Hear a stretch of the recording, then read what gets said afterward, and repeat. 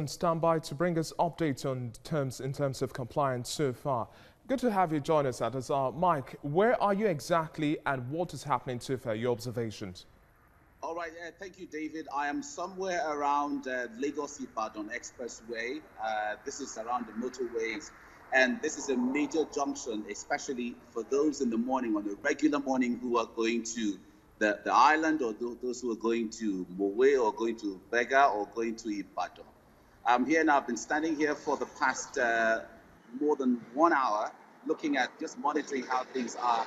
And there's a great level of compliance when it comes to the level of turnout and how people are taking what the instructions from the authorities are.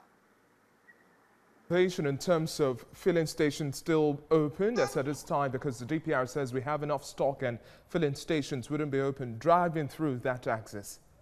Yes, I went around a few places and the filling stations are open, but we've not seen a lot of dispensing of fuel, but they are open and are ready for business. Because the point there is, it is normal for people not coming out and then they're not responding as swift as it used to be on a regular morning. Because at normal time in Lagos like this, on a good day, on a regular day, you will see a long queue of vehicles going to the island or going anywhere in parts of the town. So it is normal for a filling station not to be as bubbly, if I have to use that word, as every other day. But they are ready to dispense fuel anytime. Now, before I let you go now, driving through to the office this morning, I noticed that whole lot of people trying to get their ways to office, those within essential services, and you saw queues of people walking, and it's quite a situation. They're stranded at this point in time. Is that still the observation as you were driving through and meeting the situation there now? It is still the observation. A few persons, a handful of people are standing in a few bus stops here and there, but on strategic places, you see police vans, ready to ensure compliance. I was driving to the office this morning. I was almost the only one on the road, in fact, but it is still interesting to know that the people understand the gravity of what this is and are also ready to comply by the instructions of the government. This has not really happened in recent times to this level because of this kind of situation, but the people are certainly ready and we can see levels of compliance. Thank you very much for the updates there, Mike, and we would expect so much more feed as you drive around Lagos watching the compliance level so far. Thank you. Now,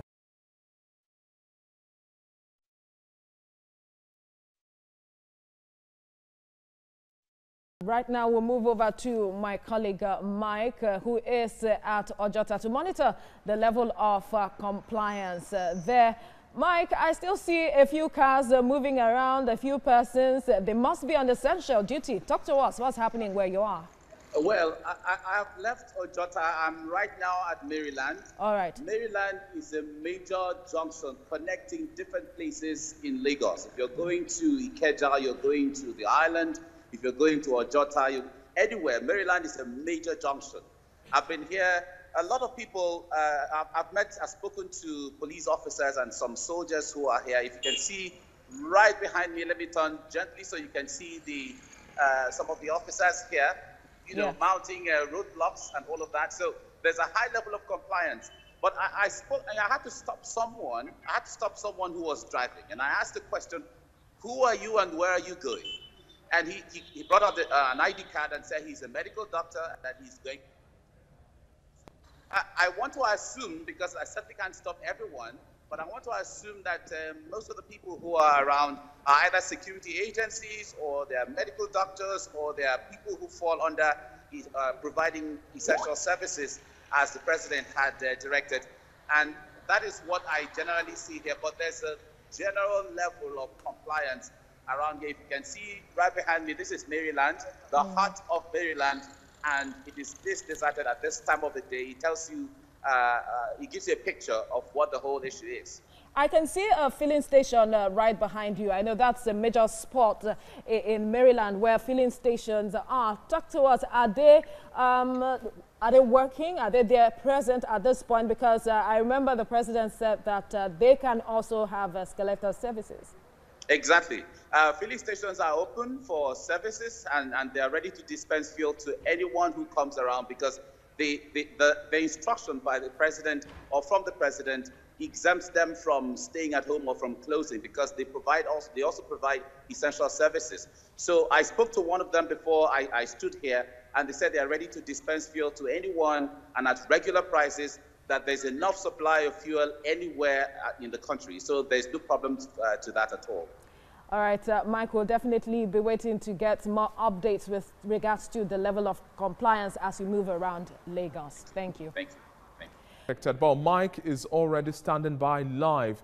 Mike, this is day one of the 14-day lockdown. Give me updates as to the compliance level so far. Okay, I'm right here at Ikeja on the bridge, and I've seen a lot of persons walking around, but there's a complaint among some persons, and they're talking about how to survive for the 14 days of the lockdown. And I have someone here. I have Solomon here. Solomon, come over. Let's talk about this. All right, I have Solomon here. Solomon, how are you coping, or how do you cope with the 14 days? I feel very, very bad. I don't understand why we should go holiday for 14 days with hard labor, as in no food, no shop, nothing. It's very bad now. But if it was you, how would you feel? But have you heard of the coronavirus? Coronavirus is a disease. Fine. We'll cope on it. We'll protect ourselves. But let the poor ones go on with their various business. Or if allow someone that wants to travel, at least to travel and go and stay with his people, so they can know how to survive or how to feed. Yeah, but government is taking this decision to protect everybody.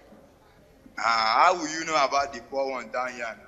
How can you know about the poor one down? Yeah, when somebody cannot eat or do business, you stay at home for 2 weeks. That one is worse than death now. Worse than death. Worse than the Gloria virus. Only the 2 weeks holiday itself will give you Gloria virus. No, but you don't think that this measure by government is the best thing to do, to take right now? No. Let the poor ones go on their various business. At least let them be protecting themselves, but let them be going. How can somebody stay for 2 weeks? That one is like prison now. You are prisoning the person. But you don't think coronavirus is dead? What if you die from coronavirus? We have been hearing a lot of sickness that have been coming and going. Coronavirus is here, it will still go. Let people go on with their various business. Look at how everywhere is dry. Come on to buy water, common water. You cannot get water to buy and drink. Is that one not like death or prison? It's worse than a prison yard now. Okay. All right.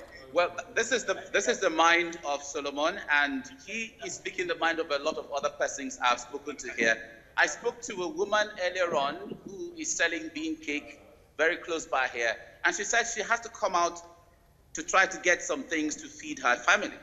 And that is the mind of so many persons here. We have, let me walk across the road, and then we get to see some of the enlightenment campaigns that Lagos State, in partnership with other people, have put around about coronavirus. This is just right here at Ikeja on that bridge. We have inscriptions like this, instructing people and enlightening people, but how much of it are people imbibing is something else that one cannot decipher. But Ikeja on that bridge, close to Computer Village, you can see down the street, everywhere is on lockdown already, and we have some police officers stationed around here. If I can turn, so you can see, this is Ikeja on that bridge, and we have some police stationed here trying to ensure that people comply with the movement. But we can see a few persons walking around. They say they're going about just to try to find something to eat for the day. David. Now, Mike, so far with your observation, quite an analysis over there. Sensitization is key and a whole lot more. But for those who have to transport themselves, now talking about essential services within the medical field, pharmaceutical, and a whole lot more, what's their major challenge now? Because looking at Ikeja under bridge now, it's a shadow of itself. Well, I spoke to someone earlier on. There was a driver. I had to stop him here when I got to Ikeja on the bridge. And he said, well, he's also providing essential service because he's transporting some persons. And I had to speak to the persons in the car. So one of them identified herself as a nurse going to work. And the driver said, you see, so he's also providing essential service. So these are some of the dynamics, because this is affecting transportation one way or the other, and because there are people who are providing essential services that need to get to where they're going. But that will rest within the security agencies to decipher or to check how to balance the discretion of security agencies to allow transport or skeletal transport system, especially when they're taking people who are providing essential services to take them to wherever they're going. Thank you very much for the updates there. And Mike, as you continue to explore different axes in Lagos State, please do stay